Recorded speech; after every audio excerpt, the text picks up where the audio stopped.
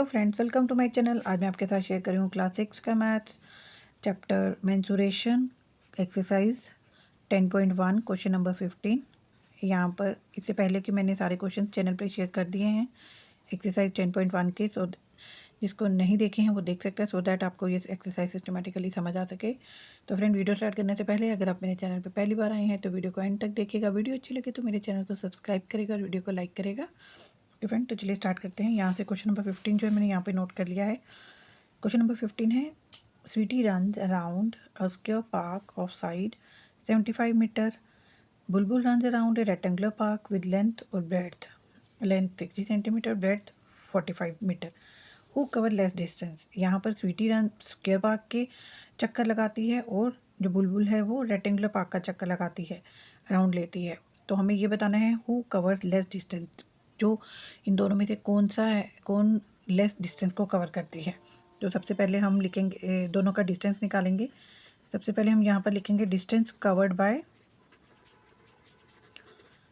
Sweety. Sweety जो है वो कौन सा पार्क का चक्कर लगाती है, स्क्वायर। तो उसका स्क्वायर डिस्टेंस जो है वो क्या होगा, पेरीमीटर ही होगा।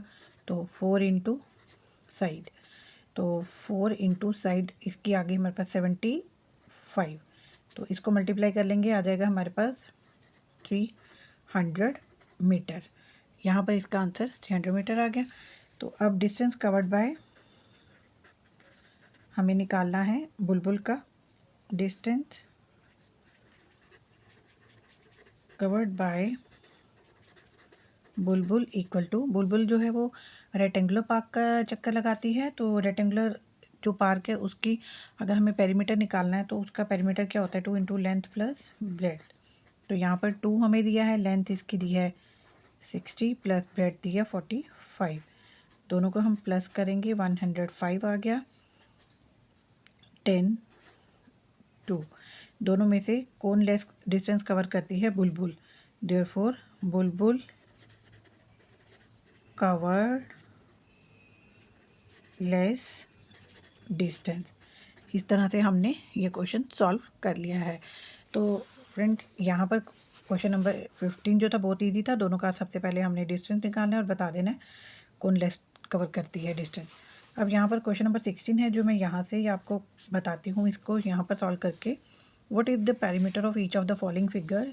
यहाँ पर ये फिगर दी गई हैं, 4 फिगर दी गई हैं, इनका पेरीमीटर निकालना है। What do you infer from these answer, from the answer. आपको आंसर से इससे क्या पता चलेगा। ए पार्ट हमारे पास है, ये ए पार्ट है, ये स्क्वायर की शेप में है। तो हम पेरीमीटर ऑफ स्क्वायर निकालेंगे। यहाँ पर लिखेंगे पेरीमीटर ऑफ स्क्वायर, क्योंकि हमें पेरीमीटर निकालना है। पेरीमीटर ऑफ स्क्वायर क्या होता है, 4 इंटू साइड, तो 4 इंटू 25, आंसर हमारे पास आ गया 100 सेंटीमीटर। अब हमारे पास बी पार्ट है, बी पार्ट यहाँ पर है।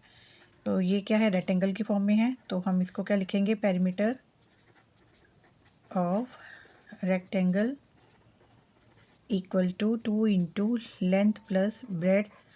तो 2 का 2 आ गया। लेंथ हमारे पास 40 दी है और ब्रेड्थ हमारे पास इसकी 10 दी है। तो हमने इसको क्या कर लेंगे, प्लस कर लेंगे 2 और ब्रैकेट में 40 प्लस 10 हो गए 50।